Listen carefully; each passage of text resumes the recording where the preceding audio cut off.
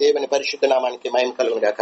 దేవుని ప్రజలారా, మరొక దినాన్ని దేవుడు మనందరికీ చూచే ఎంత గొప్ప భాగ్యాన్ని కల్పించిన గొప్ప దేవునికి మనం ఎంతగానో కృతజ్ఞత కలిగి ఉండాలని పరిశుద్ధ గ్రంథం తెలియజేస్తూ ఉంది. మాత్రమే కాదు, మనమంతా కూడా జన్మతః మురికివారం, పాపములోనే జన్మించాం. జన్మతః పాపులం. ఈ లోకములో కూడా ఎన్నో చేశాం. మనము మంచివారము కాదని బైబిల్ చెప్తుంది. ఎవరైనా మంచివారి కొరకు తన ప్రాణాన్ని తెగిస్తాడు, కానీ మనమందరం శత్రువులమై ఉన్నాం దేవునికి. రెండవదిగా, మనమందరం కూడా మురికితో అపవిత్రతతో నిండినటువంటి పాపులం, శాపగ్రస్తులం. శత్రువులను ప్రేమించి పాపులను ప్రేమించి దేవుడే మానవుడిగా ఈ లోకానికి వచ్చి మనందరి కోసం ప్రాణం పెట్టడం మాత్రమే కాదు, కేవలం మనం విశ్వాసం ఉంచటం ద్వారా కనికరం చూపి మన పాపపు మురికంతా కడిగి శాపపు కట్లని విరగొట్టి ఇంత గొప్ప రక్షణ భాగ్యాన్ని కలుగచేసిన ఆ గొప్ప దేవునికి ఏదో వారానికి 1 గంటన్నర 2 గంటలు మాత్రమే కాదు, దినానికి 24 గంటలు, వారానికి 7 రోజులు, నెలకు 30-31 రోజులు, సంవత్సరానికి 365-66 రోజులు ఇంటూ మన జీవిత కాలం అంతయు శ్వాస ఉన్నంత వరకు దేవుని బిడ్డలమైనటువంటి మనము దేవుని పట్ల కృతజ్ఞత కలిగి ఉండాలని దేవుడు ఆకాంక్షిస్తూ ఉన్నాడు. ఇది దేవుని యొక్క, ఎవరైతే దీన్ని అమలు చేస్తారో అలాంటి వారిని దేవుడు ఇహమందు మాత్రమే కాదు, ఆయన వచ్చినప్పుడు మనము చనిపోయి ఉన్నా బ్రతికి ఉన్నా మనకు మహిమ శరీరాన్ని ఇచ్చి ఆయన వంటి శరీరాన్ని మనకు అనుగ్రహించి పరలోకాన్ని కొనిపోయి తన సింహాసనం మీద కూర్చుండబెట్టుకుంటాడని పరిశుద్ధ లేఖనం తెలియజేస్తూ ఉంది. కాబట్టి నిశ్చయముగా రక్షణ పొందిన దేవుని పిల్లలం అనే సత్యాన్ని మనం ఎన్నడూ కూడా మర్చిపోవద్దని దేవుని వాక్యం తెలియజేస్తుంది. అలాగ ముందుకు సాగుదాం. దేవుడు మనందరికీ ఆయన బలాన్ని, ఆయన శక్తిని, ఆయన కృపను, ఆయన ఆత్మను ఇచ్చి మనల్ని చేయబట్టుకొని కడమట్టుకు గురి యొద్దకు నడిపించును గాక. ఆమేన్. Praise the lord. దేవునికి మహిమ. 3 వాక్యాలు చదువుకుందాం పరిశుద్ధ గ్రంథంలో నుండి. ప్రకటన గ్రంథము 12వ అధ్యాయము 7వ వచనము నుండి మీ తర్వాత చదువుకోండి. 7వ వచనం అలాగే 10వ వచనం చదువుతున్నాను. అంతటా పరలోకమందు యుద్ధం జరిగిను. మిఖాయేలును అతని దూతలను ఆ ఘట సర్పముతో యుద్ధం చేయవలనని ఉండగా ఆ ఘట సర్పమును దాని దూతలను యుద్ధము చేసిరి, కానీ గెలవలేకపోయిరి. కనుక పరలోకమందు వారికి స్థలము లేకపోయెను. కాగా సర్వలోకమును మోసపుచ్చుచు అపవాది అనియు సాతాను అనియు పేరు గల ఆది సర్పమైన మహాఘట సర్పము పడద్రోయబడిను. అది భూమి మీద పడద్రోయబడిను. జాగ్రత్తగా అండర్లైన్ చేసుకోండి. దాని దూతలు దానితో కూడా భూమి మీద పడద్రోయబడిరి. మరియు పరలోకమందు ఒక గొప్ప స్వరం ఇలాగు చెప్పుట వింటిని, రాత్రింబగళ్ళు మన దేవుని ఎదుట మన సహోదరుల మీద నేరము మోపువాడైన అపవాది పడద్రోయబడి ఉన్నాడు. రెండవదిగా మనము 13వ అధ్యాయము మొదటి నుండి, మరియు 10 కొమ్ములను 7 తలలను గల క్రూర మృగం సముద్రములో నుండి, అంటే లోకములో నుండి మానవుడే వీడు, పైకి వచ్చుట చూచితిని. దాని కొమ్ముల మీద 10 కిరీటాలు, దాని తలల మీద దేవదోషణకరమైన పేర్లుండెను. ఈ 2వ వచనం 4వ లైన్ లో దానికి ఆ ఘట సర్పము తన బలమును, ఘట సర్పము అంటే మైండ్ లో పెట్టుకోండి, పడత్రోయబడిన అపవాది లేక సాతాను. పడద్రోయబడింది మొదటి వచనంలో ఎవరు అంటే అంత్యక్రీస్తు. అంటే 10 కొమ్ములు గల సముద్రంలో నుండి, అంటే లోకంలో నుండి 10 రాజ్యాల్లో నుండి వాడు రాసుగా వస్తున్నాడు. వాడు అంత్యక్రీస్తు.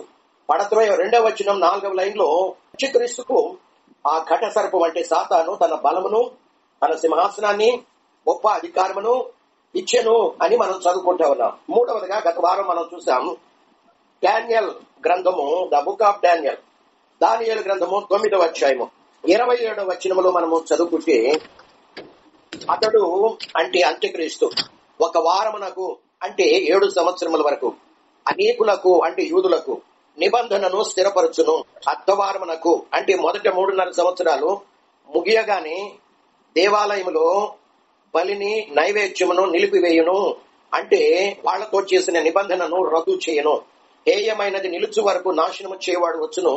నాశనము చేయవానికి రావాలనని నిర్ణయించిన నాశనము ముగించు వరకు ఇలాగు జరుగును. దేవునికి మహిమ కలుగును గాక. దేవుని ప్రజలారా, ఇక్కడ వ్రాయబడి ఉన్నటువంటి మాటలు 3 వాక్యాలు లేక 3 రిఫరెన్స్లు మనము చదువు 7 ఏళ్ల శ్రమల కాలంలో జరిగే విషయాలను గురించి వ్రాయబడి ఉన్నాయి. మనము వాటిని ధ్యానించడానికి ముందు ఈ సృష్టి అంతట్లో ఏది లేనప్పుడు దేవుడు ఒక్కడగా ఉన్నాడు. ఆకాశం లేదు, భూమి లేదు, దేవదూతలు లేరు. ఏ సృష్టి లేనప్పుడు దేవుడు ఒక్కడే ఉన్నాడు. దేవుడు ఏది లేకపోయినా, ఆయనకు సింహాసనం లేకపోయినా, దేవుడు అనేవాడు మొట్టమొదటిగా సృష్టికి ఆది సంభూతుడిగా ఉన్నాడు, మొట్టమొదటిగా ఉన్నాడు. అయితే ఆయన ఆకాశములను సృష్టించాడు. తెలుగు బైబిల్లో 1:1 ఆకాశము అని ఏకవచనం రాయబడి ఉంది. కానీ ఇంగ్లీష్ బైబిల్లో మనం చూడగలిగినట్లయితే ఆకాశములను భూమిని ఆయన సృజించెను అని మనము చూస్తా ఉంటూ ఉన్నాం. ఆకాశములను మొట్టమొదటిగా సృజించాడు. భూమి కొన్ని కోట్ల సంవత్సరాల తర్వాత సృష్టించాడు. ఆకాశాన్ని భూమికి మధ్యలో ఎన్నో కోట్ల సంవత్సరాల వ్యత్యాసం మనకు కనబడుతుంది. ఆకాశములను సృష్టించిన తర్వాత దేవుడు దేవదూతలను, కోటాను కోట్ల మంది దేవదూతలను సృష్టించాడు. దేవుడు పరలోకమందు తన సింహాసనం మీద కూర్చుని ఉన్నాడు. ఆయన సింహాసనము చుట్టూ 4 శరాపులున్నారు. వారి చుట్టూ అంటే వీళ్ళు దగ్గరగా, దేవునికి దగ్గరగా అతి సమీపంలో ఉన్నారు. శరాపులున్నారు, 4 శరాపులు. వారి తర్వాత ర్యాంకు, తర్వాత అంటే క్లుప్తంగా కుదించి ప్రభు చిత్తమైతే దేవదూతలను కూర్చి మరెప్పుడైనా మనము ధ్యానించడానికి ప్రయత్నం చేద్దాం. వాళ్ళ పనులు, వాళ్ళ విధులు, వాళ్ళ మహిమ, వాళ్ళ ర్యాంకులు అవన్నీ కూడా దేవుని పట్ల వారు కలిగి ఉండే విధేయత, సమస్తమును దేవుని చిత్తాన్ని నెరవేర్చుట ప్రభు చిత్తమైతే రాబోయే దినాల్లో మనము ధ్యానించుదాం. దేవునికి మహిమ కలుగును గాక. అయితే దేవుని సింహాసనం మీద కూర్చుని ఉండగా దేవుని సింహాసనం చుట్టూ అతి సమీపంలో 4 మరి శరాపులున్నారు. ఆ తర్వాత కొంచెం అవతల ఆయన చుట్టూ కెరూపులున్నారు. ఆ తర్వాత మహాదూతులున్నారు, మహాదేవదూతులున్నారు. ఆ తర్వాత ప్రధానులున్నారు. ఆ తర్వాత అధికారులున్నారు. ఆ తర్వాత కోటాను కోట్ల మంది దేవదూతులు ఉన్నట్లు మనము చూస్తా ఉంటూ ఉన్నాం. దేవునికి ఆ యొక్క అతి సమీపంగా ఉండే ఆ 4 శరాపులు, వాళ్ళకి 4 ముఖాలు ఉంటాయి, 6 రెక్కలు ఉంటాయని యెషయా గ్రంథం 6:2 మనము చూస్తూ ఉన్నాం. వారు నిత్యము పరిశుద్ధుడు పరిశుద్ధుడు పరిశుద్ధుడు అని రాత్రి పగళ్ళు నిత్యము ఆయన్ని కొనియాడుతూ ఆయనకు సమీపంలో ఉండేవాడు. వాళ్ళకి 4 ముఖాలు ఉంటాయి ఒక్కొక్క శరాపుకి. మరి ఇంకా మనము చూసినట్లయితే 6 రెక్కలు. ఎందుకంటే వాడు దేవునికి సమీపంలో ఉన్నప్పటికీ కూడా దేవుణ్ణి చూడలేకపోయారు. ఎందుకంటే ఆయన సమీపింపరాన్ని తేజస్సులో ఆయన మాత్రమే వసిస్తూ ఉంటూ ఉన్నాడు. కాబట్టి 2 రెక్కలతో వాళ్ళు ముఖాన్ని కప్పుకుంటారు, 2 రెక్కలతో వారు శరీరం అంతటిని కప్పుకుంటున్నారు, 2 రెక్కలతో వారు ఎగురుతూ దేవుణ్ణి ఆరాధిస్తూ ఉంటూ ఉన్నట్లు మనము చదువుకుంటా ఉన్నాం. వారు దేవుని సింహాసనాన్ని ఎక్కడికంటే అక్కడికి మోసుకొని పోయే శరాపులు వాడు 4 కూడా. యేసు ప్రభు మధ్యాకాశానికి మన్నించాలి, ఆకాశ మండలానికి రావాలన్నా కానీ ఈ 4 శరాపులు ఆయన సింహాసనాన్ని మోసుకొని మేఘాల మీద కూర్చుంటే, మేఘాలు యేసు ప్రభుని, శరాపుల్ని, సింహాసనాన్ని మోసుకొని ఆకాశ మండలానికి రాబోతూ ఉండగా పరిశుద్ధులు మేఘాల మీద కొనుక్కోబడి ఆకాశ మండలం మీద ఆయన ఎదుర్కోబోతూ ఉన్నట్లు మనము పరిశుద్ధ లేఖనంలో మనము చూడబోతూ ఉన్నాం. ఆ తర్వాత కెరూబులు ఉన్నట్లు మనము చూస్తూ ఉన్నాం.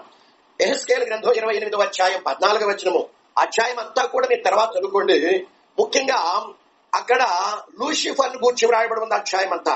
28:14 ఇదిగో వాడు కెరూబుల్లో ఒకడుగా వాడు ఉంటూ ఉన్నాడు. వాళ్ళకి 4 ముఖాలు ఉంటాయి ఒక్కొక్కరికి కెరూబుకి. వాళ్ళకు 4 రెక్కలు ఉంటాయని మనము యెహెజ్కేలు గ్రంథం మనము 10:21 చదువుకుంటాం. కాబట్టి లూసిఫర్ కూడా 4 ముఖాలు ఉన్నాయి వాడికి 4 రెక్కలు ఉన్నాయి. కాబట్టి దేవుని జనాంగమా నిశ్చయముగా వాడు దేవుని యొక్క సింహాసనం మీద కూర్చుండాలని వాడు ఎంతగానో ఆకాంక్షించాడు. భూమి ఇంకా సృష్టించబడలేదు, మనుషులు ఇంకా సృష్టించబడలేదు. భూమి మీద ఉన్నటువంటి ఏ జీవరాశి, పర్వతాలు ఏది భూమి లేనప్పుడు అందులో ఉన్న సృష్టి ఏది కూడా సృష్టించబడక మునుపే వాడు దేవుని సింహాసనం మీద కూర్చుండి దేవుడు ఎంతగా ఘనత నొందుతున్నాడో ఈ కోటాను కోట్ల మంది దేవదూతల చేత రాబోయే కాలంలో నిశ్చయముగా దేవుడు మానవుడిని తన స్వరూపమందు సృష్టించబోతున్నాడు. భూలోకములో ఉన్నటువంటి కోట్ల మంది మనుషుల ద్వారా కూడా తాను దేవుడుగా కొలవబడాలన్నటువంటి ఆశ వారిలో పుట్టింది. దేవుడు ఎలాంటి వాడు అంటే మానవుడు ప్రతి ఒక్కరి యొక్క, అది ఒక మాట బైబిల్లో వ్రాయబడి ఉంది, చదవండి. 2వ అధ్యాయం యోహాను సువార్త. ఆయన ప్రతి ఒక్కరి హృదయాన్ని ఆంతర్యమును ఎరిగిన వాడు అని బైబిల్ గ్రంథంలో యోహాను సువార్త 2వ అధ్యాయము 24వ వచనంలో మనము చదువుకుంటా ఉన్నాం. 24లోను 25లోను యేసు అందరినీ ఎరిగినవాడు, 25లో మనుషుని, ఆ 24 మూడవ లైన్ లో మనుషుని ఆంతర్యమును ఎరిగినవాడు. కాబట్టి లూసిఫర్ లో ఎప్పుడైతే ఈ యొక్క ఆలోచన పుట్టిందో, ఎందుకంటే సృష్టికర్త వేరు, సృష్టి వేరు. వాడు సృష్టికర్తకు సమానంగా కావాలని వాడు ఆకాంక్షించాడని యెషయా గ్రంథం 14వ అధ్యాయం మనకు తెలియజేస్తా ఉంది. ఎప్పుడైతే ఈ చెడ్డ పుండు వాడి మనస్సులో, వాడి హృదయంలో పుట్టిందో, దేవుడు వాడి ఆలోచన నెరిగి వాడిని క్రిందకి పడగొట్టినట్లు మనము చూస్తాం. క్లుప్త వివరణ, క్లుప్తంగా మాత్రమే వీటిని విస్తరించి రాబోయే దినాల్లో మాట్లాడుకుందాం. దేవునికి మహిమ కలుగును గాక. అయితే దేవుని ప్రజలారా, వాడు తన క్రింద ఉన్నటువంటి దేవదూతలకి వాడు ఆశ చూపించాడు. దేవుడు కొన్ని దినాలకు మానవుడిని, భూమిని సృష్టించబోతున్నాడు. కాబట్టి మనమందరము కూడా వాళ్ళ ద్వారా దేవుళ్ళుగా మనము కొలవబడదాం.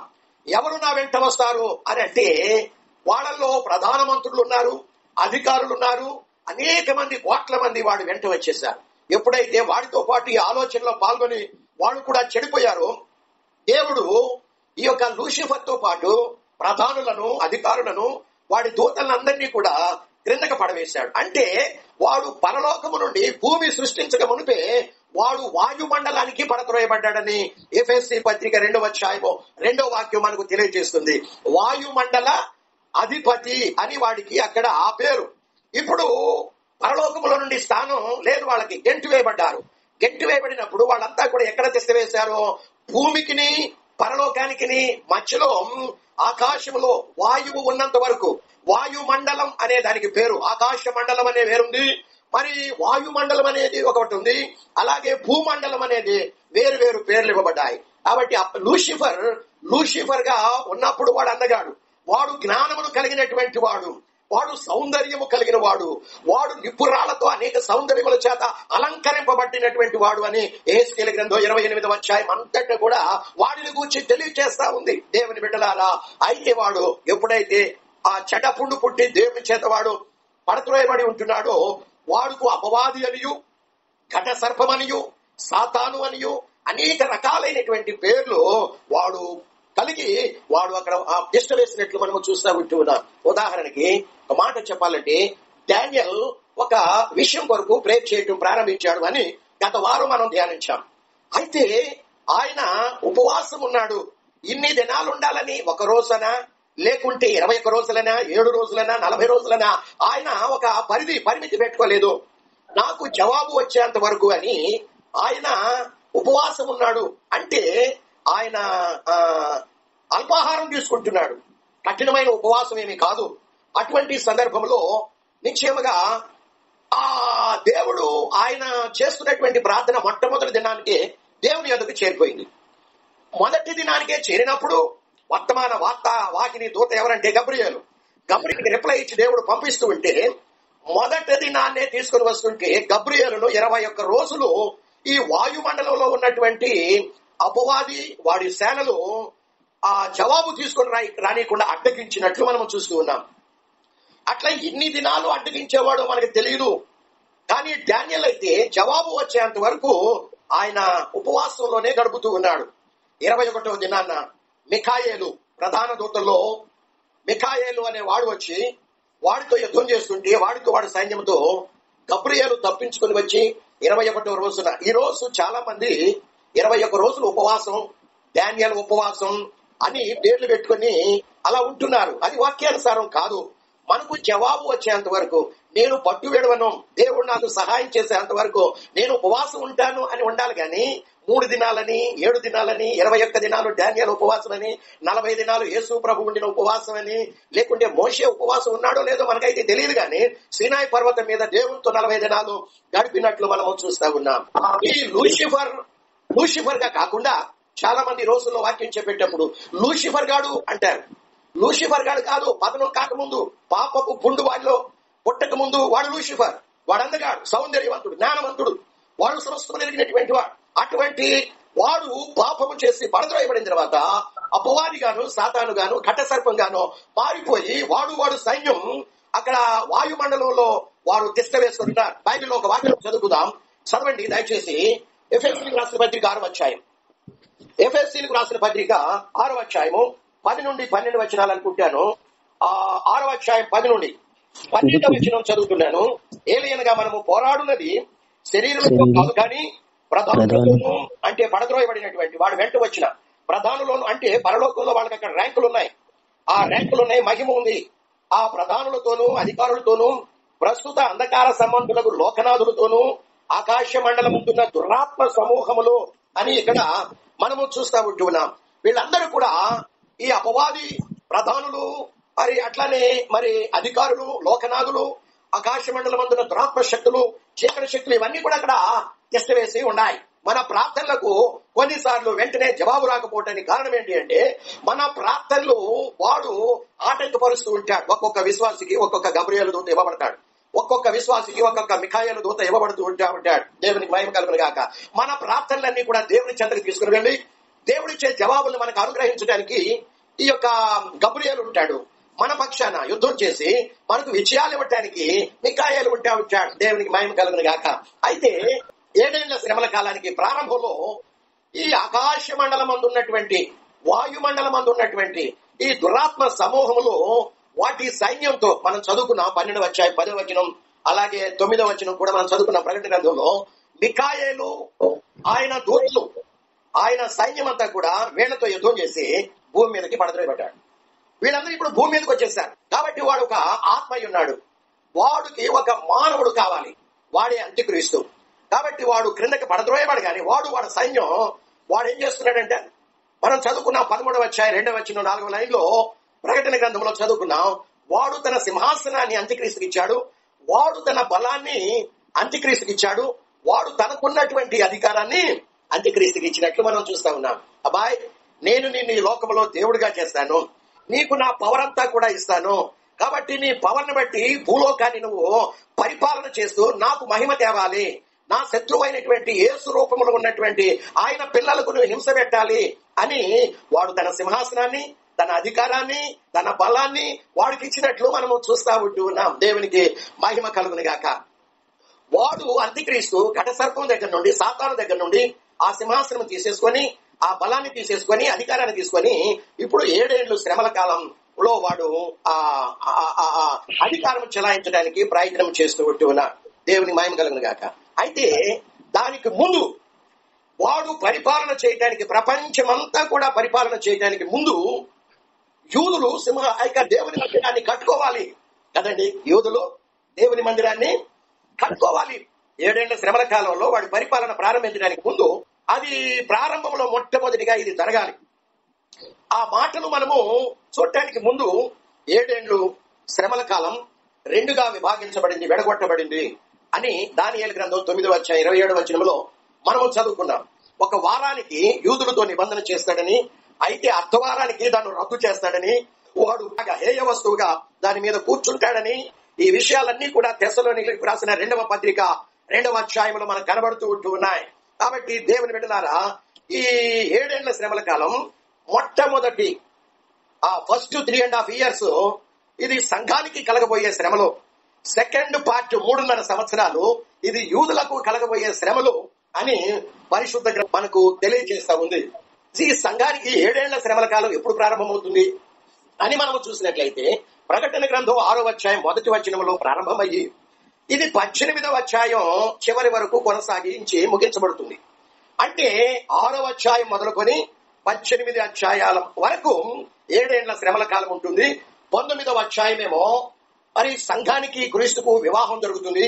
20వ అధ్యాయంలోనో ఆయన సంఘాన్ని వెంటబెట్టుకుని ఈ అంత్యక్రీస్తు వాళ్ళందరినీ కూడా తీర్పు తీర్చి ఈ లోక సైన్యం, మిలిటరీ, ఎయిర్ ఫోర్స్ అందరినీ కూడా సర్వనాశనం చేసి ఆయన ఊపిరి చేత ఈ వీళ్ళను బ్రతికి ఉండగానే, అంత్యక్రీస్తు అబద్ధ ప్రవక్త అంటే వీళ్ళు మనుషుల్లో నుండి వచ్చేవాళ్లే, వీళ్ళను ప్రాణంతో ఉండగానే అగ్నిగంధకాలతో మండే గుండంలో పడవేసి ఆయన 20వ అధ్యాయంలో ఆయన 1000 ఏండ్ల పరిపాలన స్టార్ట్ చేసి కొనసాగించి ముగిస్తాడు.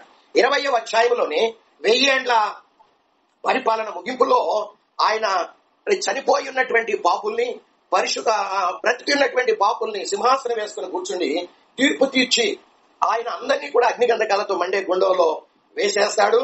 ఆ తర్వాత పాత భూమి పాత ఆకాశం దహించి వేస్తాడు. క్రొత్త ఆకాశం క్రొత్త భూమి 21వ అధ్యాయం మొదటి 3 వచనాల్లో సృష్టిస్తాడు. అది ఎలా కట్టబడుతుంది, ఏ రత్నాలు వజ్రాలతో అమూల్యమైన వాటితో అది కట్టబడుతుంది, పరిశుద్ధులందరూ కూడా అక్కడ ఎలా ఉంటారు, అక్కడ సూర్యకాంతి చంద్రుడు అక్కరలేదని, దేవుడే అక్కడ కాంతిగా వెలచిమ్ముతూ ఉంటాడని 22వ అధ్యాయం అంతా కూడా ఆ విషయాలన్నీ కూడా మన కొరకు వ్రాయబడి ఉన్నాయి. ఎంత గొప్ప దేవుడు, ఎంత మంచి దేవుడు. మానవుని జీవితం ఇక ముందు ఏం కాబోతుంది, ఈ ప్రపంచమంతా ఏం కాబోతుంది, సర్వమానవాళి ఏం కాబోతున్నారు, దేవుడు మానవుని పట్ల రచించిన ఆ గొప్ప ప్లాన్ ఏంటి, ప్రణాళిక ఏంటి, ఆయన ఉద్దేశాలన్నీ కూడాను మన ముందు పెట్టి మనము వాటిని అనుసరించినట్లయితే నశించి నరకానికి పోకుండా తనతో పాటు క్రొత్త ఆకాశం క్రొత్త భూమిలోనికి తీసుకుని వెళ్లి కోటాను కోట్ల సంవత్సరాలు మానవులతో కలిసి నూతన యెరూషలేము పట్టణంలో జీవించాలన్నటువంటి ఉద్దేశం ఆయన కలిగి ఉన్నాడు. ఆయన సృష్టికర్త అండి. మానవుడు సృష్టి. ఆయన ఆకాశ మహాకాశంలో పట్టజాలంత ఎత్తులో ఉన్నాడు. మానవుడు 6 అడుగులు ఎత్తు లేనటువంటి వాడుగా ఉట్టి ఉన్నాడు. దేవుని కలుగునుగా. మనమందరం కూడా అంత గొప్ప దేవుని పట్ల కృతజ్ఞత కలిగి ఉండాలని దేవుడు ఆకాంక్షిస్తూ ఉన్నాడు. దేవునికి మహిమ కలుగునుగా. అయితే 7 ఏళ్ల శ్రమల కాలంలో ఈ యొక్క 6వ అధ్యాయం ప్రకటన గ్రంథం మొదలయ్యి 18వ అధ్యాయం వరకు కొనసాగుతూ ఉంటుంది. 6 నుండి 18 అధ్యాయాల ఈ యొక్క మధ్యలో 12వ అధ్యాయం ఒక్కటి మాత్రమే యూదులను కూర్చి శ్రమలను కూర్చి, అంటే second part of the tribulation, great tribulation గురించి అక్కడ వ్రాయబడి ఉన్నట్లు మనం చూస్తూ ఉంటున్నాం. మిగిలిన అధ్యాయాలన్నీ ఒక 16వ అధ్యాయం మాత్రమే దేవుని ఉగ్రత పాత్రలు విడవబడి ఉన్నటువంటి అన్యులకి, భక్తిహీనులైనటువంటి క్రైస్తవుల మీదకి 16వ అధ్యాయం మొదటి నుండి చివరి వరకు దేవుని కోపముతో నిండి ఉన్నటువంటి ఉగ్రత పాత్రలు భూలోకం మీద కుమ్మరిస్తూ ఉంటాడు అని మనము చూస్తూ ఉంటున్నాం. కాబట్టి నిశ్చయముగా ఈ మొదటి 3.5 సంవత్సరాలలో, 7 ఏళ్ల శ్రమల కాలంలో మొదటి 3.5 సంవత్సరాలలో దేవుని బిడ్డలారా 7 బూరలు ఊదపడతాయి. రెండవ 3.5 సంవత్సరాల కాలంలో 7 ఉగ్రత పాత్రలు భూమి మీద కుమ్మరించబడుతూ ఉంటాయి. జాగ్రత్తగా మైండ్ లో పెట్టుకోండి. మొదటి 3.5 సంవత్సరాలలోనేమో 7 బూరలు ఊదపడతా ఉంటాయి. 7 దూతలు ఒక్కొక్క బూర పట్టుకొని వాడు ఊదుతూ ఉంటారు. 8వ అధ్యాయం ప్రకటన గ్రంథం 2వ వచనం మొదలుకొని ప్రకటన గ్రంథం 11వ అధ్యాయం 15వ వచనం వరకు 7 దూతలు ఒక్కొక్క బూర చేత పట్టుకొని వాడు ఊదుతూ ఉంటే అక్కడ శ్రమలు అన్నమాట, భయంకరమైనటువంటి శ్రమలు. ఈ మొదటి 3.5 సంవత్సరాలు అంత్యక్రీస్తు ద్వారా, అబద్ధ ప్రవక్త ద్వారా పరిశుద్ధులైనటువంటి నిజమైన క్రైస్తవ సంఘానికి భయంకరమైనటువంటి శ్రమలు ఆ 3.5 సంవత్సరాల కాలంలో ఉంటుంది. కానీ 16వ అధ్యాయంలో మనం చూసినప్పుడు నామకార్థమైన క్రైస్తవులు అట్లానే అన్యులైనటువంటి వారికి దేవుని 7 ఉగ్రత పాత్రలు, ఒక్కొక్క దేవదూత దేవుని కోపముతో నిండి ఉన్నటువంటి ఒక్కొక్క ఉగ్రత పాత్రను భూమి మీద కుమ్మరిస్తూ ఉంటారు. ఇప్పుడు జాగ్రత్తగా ఈ రెండింటిని మనము డివైడ్ చేయాలి. ఇక్కడ మొదటి 3.5 సంవత్సరాలలో క్రైస్తవ సంఘానికి శ్రమలు, అవి ఎలాంటి శ్రమలు అంటే 7 ఏళ్లు మహాశ్రమలు ఉంటాయని గత వారం మత్తయి సువార్త 24వ అధ్యాయము 20-21 వచనం మనము చూసాం. యేసు ప్రభు భూలోకంలో శరీరధారిగా ఉన్నప్పుడు ఆ మాటను తెలియచేశాడు. ఇదిగో భయంకరమైనటువంటి మహాశ్రమ రాబోతుంది. దానికి ఆయన పెట్టిన పేరు ఏంటంటే గ్రేట్ ట్రిబులేషన్, మహాశ్రమ. 7 ఏళ్లు ఉంటుంది. ఇటు క్రైస్తవ సంఘానికి ఉంటుంది, ఇటు యూదులకు ఉంటుంది. కాకపోతే మొదటి 3.5 సంవత్సరాలు యూదా ప్రజలకు, యూదా దేశంతో వాడు నిబంధన చేస్తాడు కాబట్టి వాళ్ళ మీదకి ఎటువంటి శ్రమలు రావు, క్రైస్తవుల మీదకే వస్తాయి. 3.5 సంవత్సరాల తర్వాత వాడు ఆ నిబంధనను రద్దు చేస్తాడు కాబట్టి ఆ చివరి 3.5 సంవత్సరాలలో యూదా ప్రజలకు కఠోరమైనటువంటి శ్రమలు ఉంటాయి. అయితే దేవుని బిడ్డలారా, ఇటువంటి మహాశ్రమ యేసు ప్రభు అంటున్నాడు, లోకం పుట్టింది మొదలుకొని లోక ఆరంభము నుండి ఇప్పటి వరకు కలగలేదు, ఇక మీదట ఎన్నడూను కలగబోదు. క్రైస్తవ ప్రజలారా, విశ్వాసులారా, క్రైస్తవ్యము అంటే ఏదో యేసు దగ్గరకు వస్తే మాకు ఆశీర్వాదాలు వస్తాయి కదా, మాకు అభివృద్ధి ఉంటుంది కదా, మేము మా భార్య పిల్లలు అందరం సుఖశాంతులతో మేము బ్రతుకుతాము కదా అని ఆలోచించి ఈనాడు యేసు ప్రభునందు విశ్వాసం ఉంచి వాటి కొరకు మాత్రమే వాడు వచ్చి యేసు ప్రభువును యూజ్ అండ్ త్రో లాగా వాడుకొని విసిరేసే గుంపుగా ఈనాటి క్రైస్తవ సంఘం కనబడుతుంది. నో, క్రైస్తవుడు అంటే క్రైస్ట్ బేరర్ అని మార్టిన్ లూథర్ అన్నాడు. క్రైస్తవుడు అంటే ఇహమందు కాదు నీకు, పరమందు అక్కడ ఉంటుంది మహిమ. ఆమేన్. అక్కడ మహిమ ఇవ్వటానికి ఇక్కడ శ్రమలకు క్రైస్తవులను దేవుడు అప్పగిస్తూ ఉన్నట్లు మనం చూస్తూ ఉంటున్నాం. ఏదేమైనప్పటికీ 7 ఏళ్ల శ్రమల కాలంలో మొదటి 3.5 సంవత్సరంలోనేమో క్రైస్తవ సంఘానికి, రెండవ సెకండ్ పార్ట్ లోనేమో యూదా ప్రజలకు శ్రమలు ఉంటాయి. కాబట్టి శ్రమలు వేరు. సంఘము కొనిపోబడిన తర్వాత 7 ఉగ్రత పాత్రలు భూమి మీద నామకార్థమైన క్రైస్తవులకు ప్లస్ లోకస్తులకు ఉంటుంది అని. ఇప్పుడు శ్రమలు క్రైస్తవులకు వస్తుంటే కదండి, శ్రమలు క్రైస్తవులకు వస్తుంటే మరి స్టెఫెనుకు ఏమొచ్చింది చెప్పండి? దేవుని నామం కొరకు, సత్యం కొరకు నిలబడ్డాడు కదా. అప్పుడు ఆయనకి ఏమొచ్చింది? శ్రమలు వచ్చాయి. శ్రమలు వచ్చినప్పుడు దేవుని కొరకు ప్రాణం పెట్టాడు. రాళ్ళు పెట్టుకొని చంపారు. అతను సాక్షిగా మార్చబడ్డాడు. దేవునికి స్తోత్రాలు.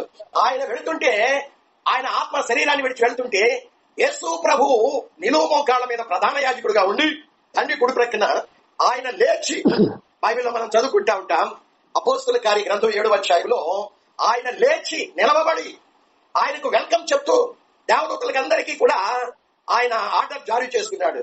నా కుమారుడు సత్యం కొరకు, దేవుని వాక్యం కొరకు, నా కొరకు ఆయన ప్రాణం పెట్టాడు. ప్రాణాన్ని లక్ష్యం చేయలేదు. కాబట్టి ఈయనకి మీరందరూ కూడా మృదంగాలు వాయిస్తూ శాల్యూట్ కొట్టండి. ఆమె దేవుని మాయం కలిగిన గాక. ఎంతటి ఘనతండి!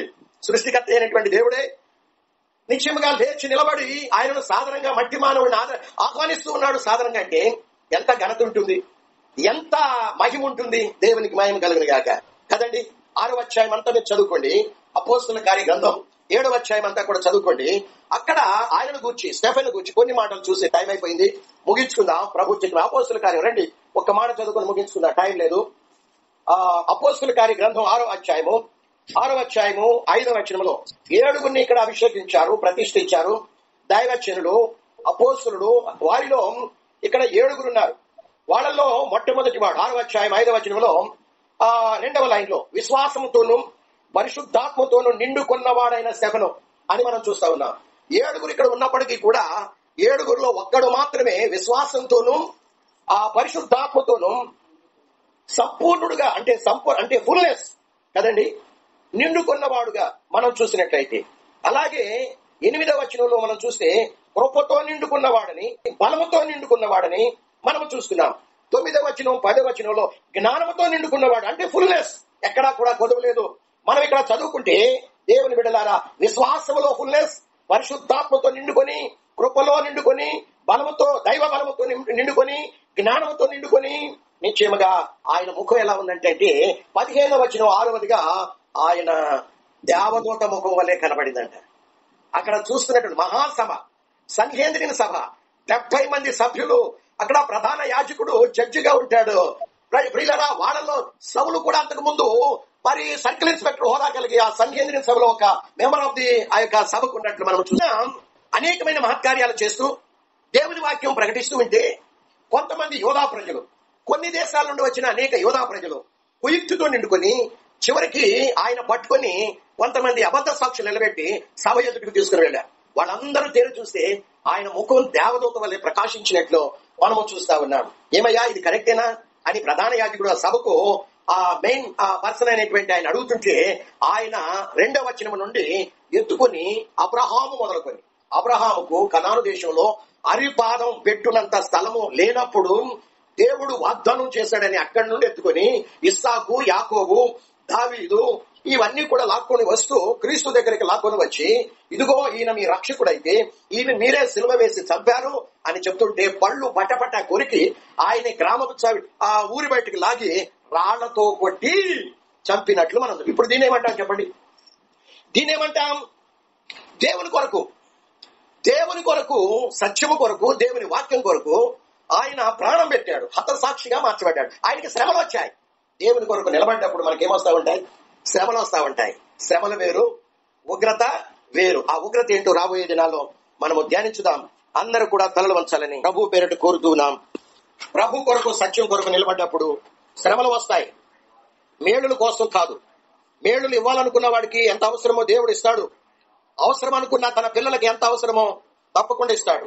క్రైస్తవుడి యొక్క గురి ఏంటంటే భూలోకం కాదు, భూలోకంలో ఆశీర్వాదాలు కాదు. క్రైస్తవుడి యొక్క గురి ఏంటి అంటే పరలోకం, మహిమాలోకం. మనమందరం కూడా అక్కడ మహిమ, అక్కడ మనము ఘనత, అక్కడ మనకు సమస్తం ఉంటుందని దేవుడు మనకు తెలియజేస్తూ ఉన్నాడు. కాబట్టి నిశ్చయముగా దేవుని పిల్లలారా, మనము ఈ 7 ఏండ్ల శ్రమల కాలంలో ఏం జరగబోతుందో ఒక్కొక్క విషయాన్ని మనము ధ్యానించబోతూ ఉన్నాం. 7 ఏండ్ల శ్రమల కాలంలో ఏం జరగబోతుందో మనమంతా కూడా ధ్యానించబోతున్నాం. అవ్వా, నన్ను మీ పరిశుద్ధ రక్తం చేత కడగండి, నన్ను పరిశుద్ధపరచండి అయ్యా. ప్రభు సన్నిధిలో మనము వేడుకుందామా? ఆమేన్. హల్లెలూయా, హల్లెలూయా, హల్లెలూయా, హల్లెలూయా, హల్లెలూయా. ప్రభు సన్నిధిలో తీర్మానం చేసుకుందాం. ప్రభా, రాబోయే 7 ఏండ్ల శ్రమల కాలంలో ప్రభా, నేను దేవుని కొరకు నాయన నిలబడటానికి సత్యము ఆయన ఆనాడు కాదు, ఈ రోజు కూడా నాకు సత్యము కొరకు నిలబడినప్పుడు ఏమైనా శ్రమలు వస్తే ప్రభా, నేను నీ పక్షాన్ని నిలబడి అత సాక్షి అవ్వటానికైనా నేను సిద్ధంగా ఉండటానికి నన్ను నీ కృపతో నింపండి, నీ బలముతో నింపండి, నీ జ్ఞానంతో నింపండి, నీ పరిశుద్ధాత్మతో నింపండి నాయన అని ప్రభు సాన్నిధ్యంలో మనల్ని మనం ప్రభువుకు అప్పగించుదాం. ఆమేన్. హల్లెలూయా, హల్లెలూయా.